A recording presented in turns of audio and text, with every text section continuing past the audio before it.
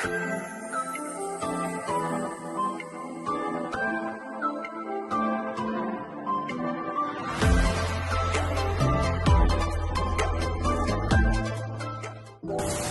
semuanya, kami dari kelompok 1 Fisika Radiasi Praktikum kelas 1B akan melakukan percobaan menentukan resolving time pada detektor Geiger-Müller menggunakan simulasi RADLAB.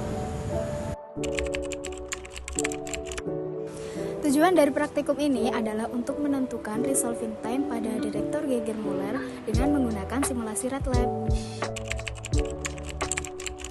Sebelum kita melakukan praktikum, perlu kita ketahui bahwa resolving time adalah waktu minimum yang diperlukan agar radiasi berikutnya dapat dicacah. Resolving time pada detektor Geiger-Müller dapat diestimasi dengan menggunakan dua sumber radiasi. Di sini kita menggunakan sumber radiasi CO60 dan juga CS137. Alat dan bahan yang kita gunakan ada laptop dan software RADLAB yang meliputi CO60, CS137, amplifier, preamplifier, high voltage, detektor Geiger-Müller, dan counter. Langkah yang pertama adalah membuat eksperimen baru.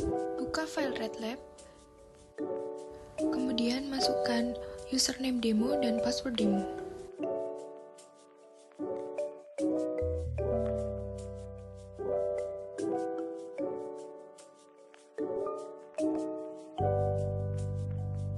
Selanjutnya, pilih menu Administration, Create Experiment, kemudian pilih Gamma Experiment, Next, pilih sumber radiasi yang digunakan yaitu CO60 dan CS137.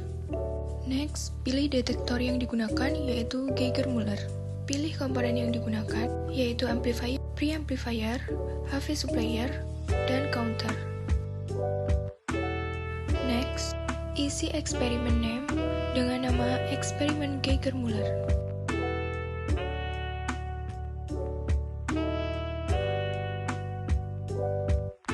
Pilih eksperimen sheet as text, lalu isi dengan keterangan, menentukan resolving time menggunakan detektor Geiger-Müller.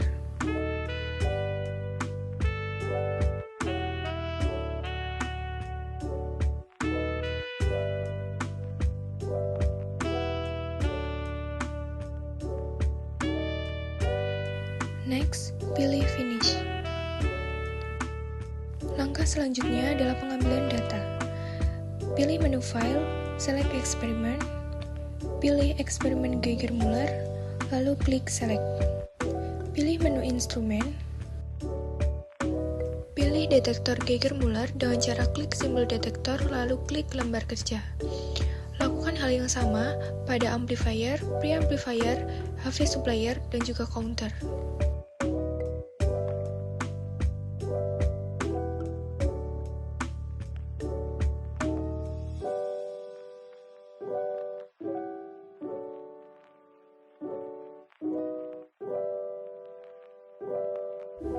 Pilih menu Cables,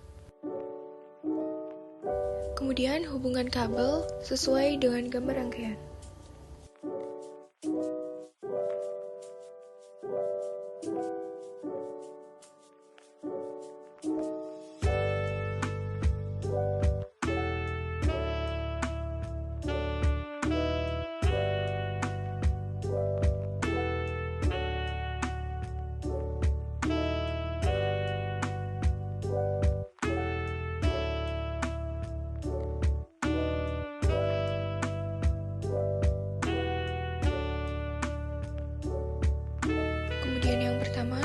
Letakkan sumber radiasi CO60 dengan jarak 5 cm di depan detektor.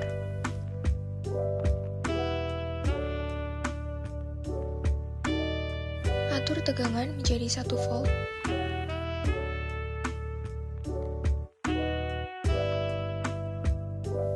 Dan atur waktu pengukuran pada counter menjadi 20 detik.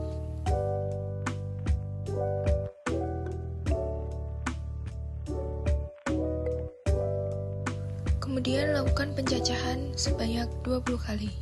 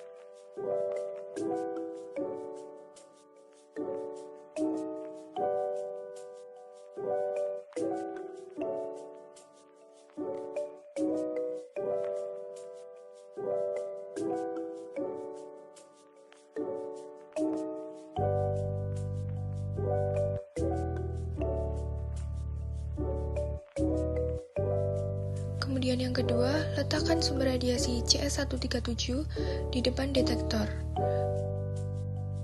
Dan lakukan pencacahan sebanyak 20 kali. Lakukan hal yang sama pada sumber radiasi CS137 dan mencatat hasil cacahan per detik dalam tabel.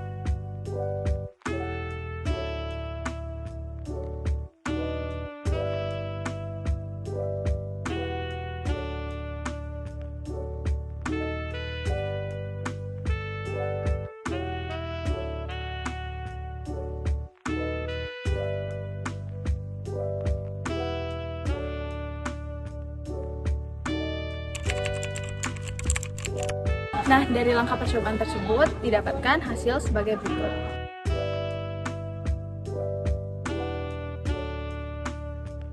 Dari hasil ini kita dapat mencari resolving time dengan rumus. Nah, didapatkan perhitungan sebesar 9,47 mikrosecond. Kita lihat ya bahwa di tabel itu cacahan dari CO60 itu menghasilkan cacahan yang lebih tinggi dibandingkan CS137. Hal ini berarti CO60 mempunyai aktivitas yang lebih tinggi juga dibandingkan CS137.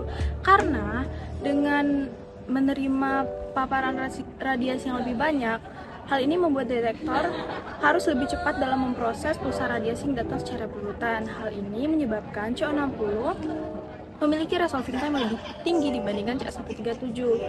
Dan dengan pulsa radiasi yang datang secara cepat dan banyak itu dapat mempengaruhi sensitivitas detektor dan dapat menghasilkan pengukuran yang lebih cepat dan akurat.